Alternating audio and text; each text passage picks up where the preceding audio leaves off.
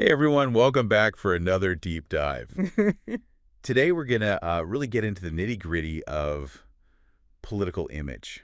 hmm And we've got this really cool article by Alexey Skvortsov, Uh-huh. who's a researcher at the Higher School of Economics in Moscow. Have you heard of this guy? I have, yeah. He does some really fascinating work on Yeah. Russian regional politics. Okay, cool. So I was really interested in this piece. He basically looks at how Russian governors, those guys, Right. try to cultivate this public image. Yeah. And how the kind of political system that they're operating under in their specific region Mm-hmm. actually influences the kinds of strategies they use. It's a really smart approach because he uses their social media Oh, to interesting. analyze this. So you can really see That's such a good source because it's the like they're whole... choosing to put this out there. It's exactly, yeah, it's not... It's not something that's like being reported on them. Yeah, exactly. So, okay, so we've got these governors, we've got their social media. What kind of political systems are we even talking about here? I mean, I know Russia, it's kind of a top-down kind of place, right? Well, that's the interesting thing is even though, yes, you're right, it is a very centralized system, there is still variation at the regional level Oh, wow. in terms of how politics actually works. So Skvortsov breaks it down into three main factors. Kind of think of it as like a political fingerprint, right? I like that. Okay. So you got dependence, Okay. authoritarianism, and then this thing called patrimonialism. Patrimonialism. Okay, we're going to need to Yeah, unpack that we're one. going to unpack that. But let's start with dependence.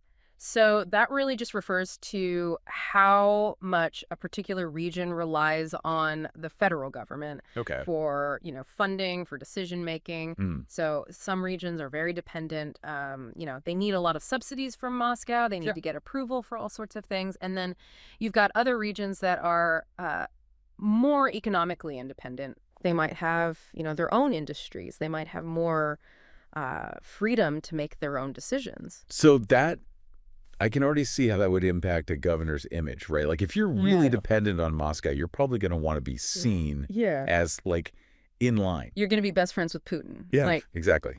Exactly. Okay. What about authoritarianism? I mean, we kind of think of Russia as being pretty authoritarian anyway, but yeah, are there like levels to this? there are. Yeah. So this is really about the concentration of power. In some regions, you might have, a dominant political party. Okay. There might be very limited political competition. You might have a governor who has a lot of control Yeah. over the media, over the courts. Yes. Dissent is Honestly, not really what I'm talking to, tolerated. like, Exactly. And then you have other regions where things might be a little bit more open. There might be some Wow. genuine political competition. Okay, so authoritarianism. Mm. Like how much power is concentrated in the governor's hands, basically. Yeah. All right. Now, help me out with this Yeah. patrimonialism thing. What is that all about? So this is, it's kind of a wonky term. Okay. But basically it comes down to who you know. It's all about personal connections, loyalty, Go ahead. those informal networks. So in a highly patrimonial system, who you are related to, who you went to school with, who you owe favors to, All right. those things That matters more than. matter more than any formal rules or laws. Oh, wow. Okay, so that's like a whole other layer of politics that we don't even really think about, in our Right. kind of Western context. Exactly. Yeah. It's very much about, those personal relationships, those Yeah. informal networks of power.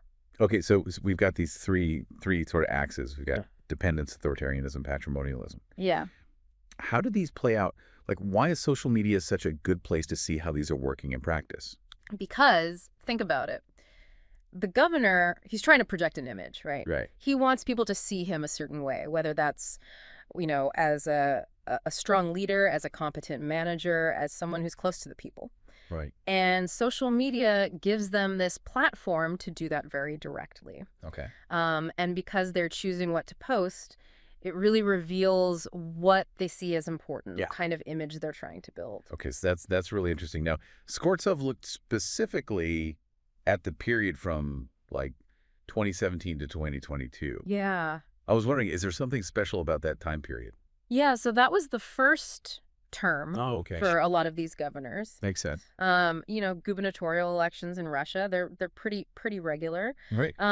But that first term, it's crucial, right? It's like any new leader, you're trying to establish yourself, you're trying to, consolidate your power, build your base, prove yourself. Yeah, first impressions are huge. Huge. Yeah. Exactly. And you've got to prove yourself both to the local people, your constituents, but also to Moscow. Okay, yeah, so you've got to play to both audiences. So that's really interesting. So we've kind of got the background here. We understand the political systems, but what are the actual image strategies that these guys are using? So Skvortsov, he identifies a few key ones.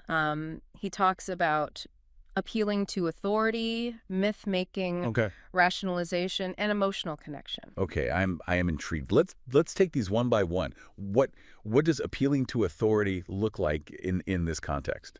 So imagine you're a governor in one of these highly dependent regions, right? You really need to stay on Moscow's good side. Yeah. So what do? You constantly reference Putin in your social media posts. You talk about all the great federal programs that are coming to your region. Right. You align yourself very closely with national policies, even if they might not be super popular at the local level. Okay, so it's like you're trying to borrow that legitimacy from Putin, from Moscow. That's like saying, hey, look, I'm part of the winning team here. Right. Don't mess with me. Exactly. Okay, that's pretty straightforward. What about this myth-making? Does that mean, like, they're making stuff up? No, not necessarily making stuff up, but it's more about tapping into existing narratives. Okay. So every region in Russia, it has its own history, its own culture, its own folklore. Right. Right? And so governors, they'll use these to build this kind of shared identity. They'll emphasize regional traditions. They might talk about local heroes.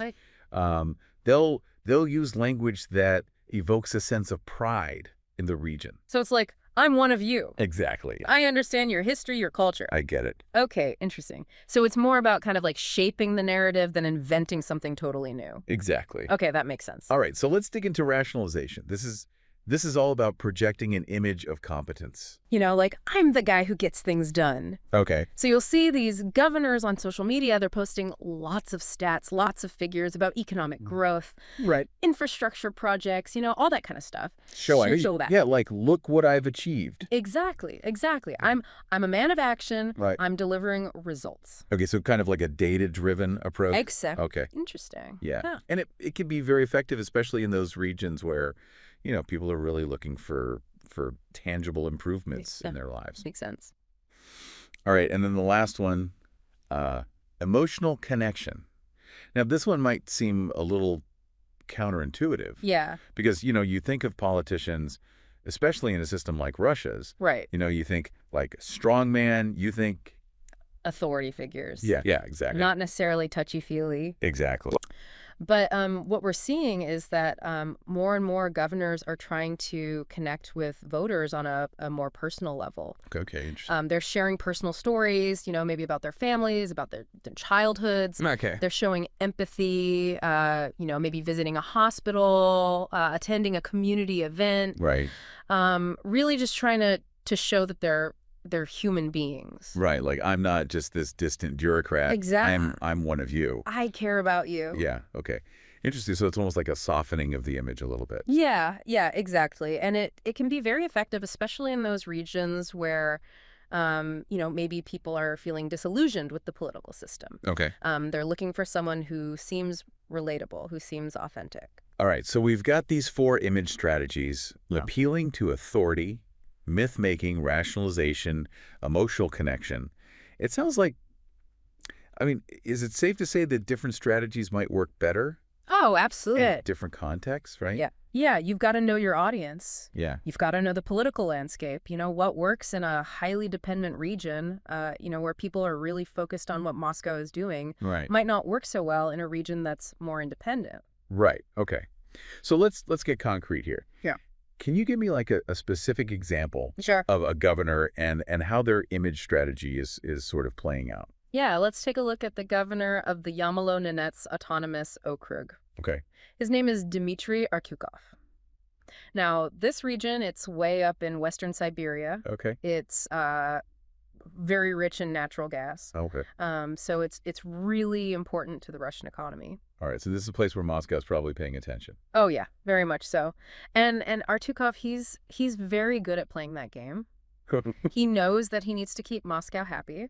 So you see this reflected in his social media. He's constantly talking about his close relationship with Putin. Okay. He's highlighting all the federal investments that are coming into the region. So appealing to authority. Big time, yeah. Okay. But he also realizes that he needs to connect with the local people. Right. So he'll often talk about the region's unique culture. Okay. You know, it's got a large indigenous population. He'll talk about their traditions, their way of life. He'll even wear traditional clothing sometimes in his photos. Oh, interesting. Yeah, so he's really good at weaving together those different narratives. Okay. The loyalty to Moscow, but also the regional pride, the connection to the people. So he's hitting like multiple audiences. Exactly. Right. Very, very strategic. Right. Okay. Yeah. Now, he's also in a region, like you said, that's very important economically. Yeah. Because of the natural gas. Yeah. Does he ever use that like rationalization strategy? Oh, absolutely. You'll see him post a lot of stats about production figures. Okay. New pipelines that are being built, jobs that are being created. He really wants to project this image of competence, of progress. Right. Like, look at all the good stuff that's happening under my watch. Exactly. Exactly. Yeah. Okay. Interesting. And what about emotional connection? Does he use that at all? Yeah, actually he does. He'll share personal anecdotes sometimes about his family. Okay. He'll respond to comments from people on his posts. Oh, wow. Try to show that he's listening, that he cares. So he's really he's hitting all four of those image strategies. Wow, he's got like the whole playbook down. He does. He's a very savvy operator. Right. So he's kind of like a model for how to do this in a highly dependent region. Yeah, I think he's a really good example of how to navigate that kind of tricky political landscape. Okay, so we've seen like the dependent region.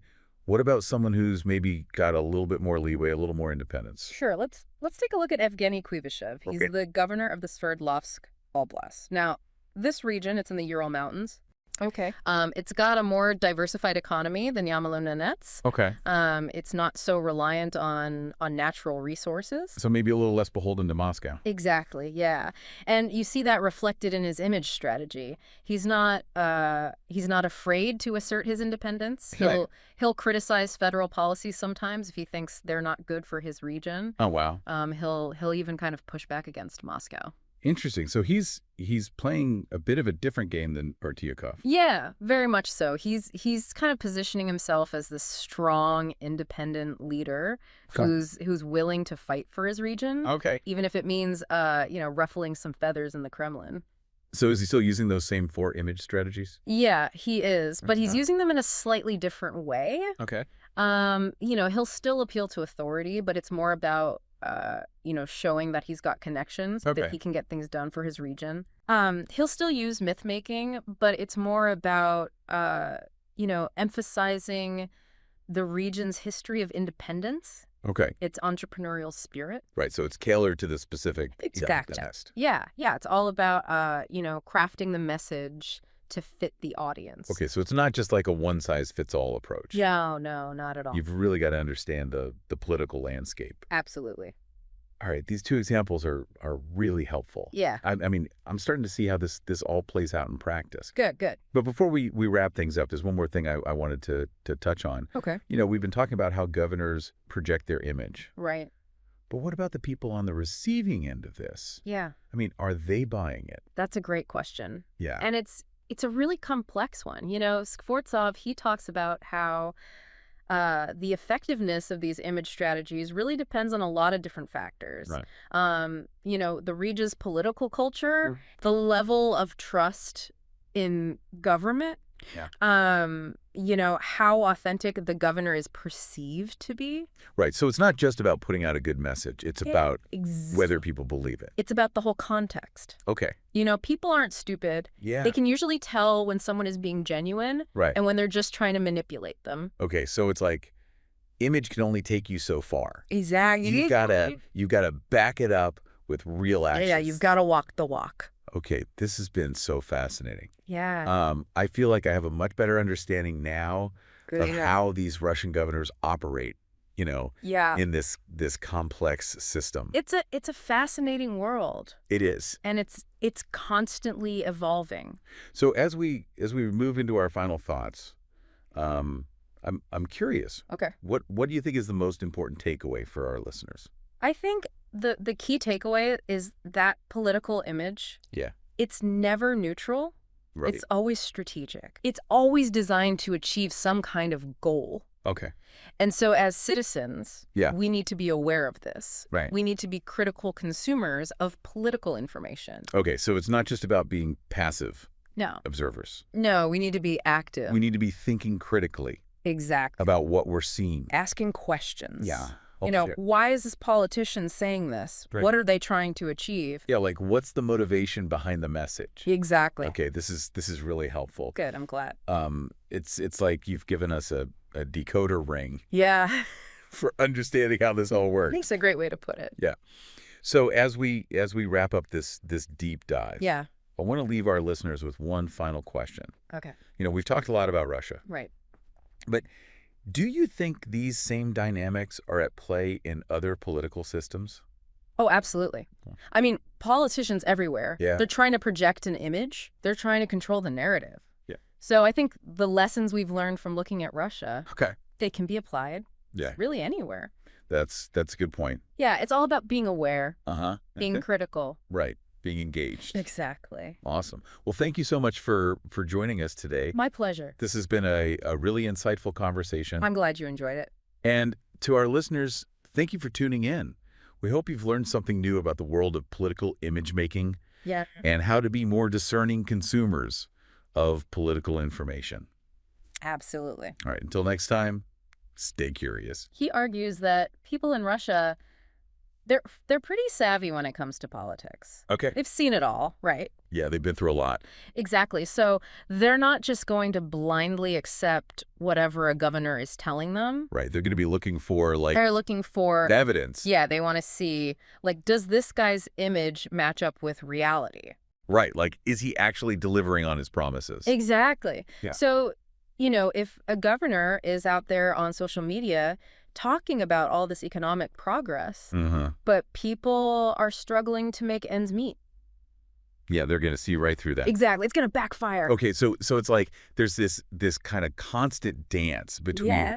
image and reality. Absolutely. And the governors who are most successful, they're the ones who are able to find that balance. Right. They're projecting an image that's aspirational, that's positive, Uh-huh. but it's also grounded in reality. Okay. Yeah, so you can't just spin a good story. No, You've got to it's actually got to deliver. Yeah.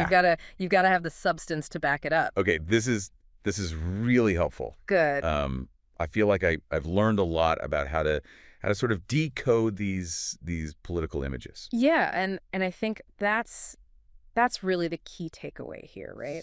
As citizens, we need to be more aware of how these images are being constructed. Right.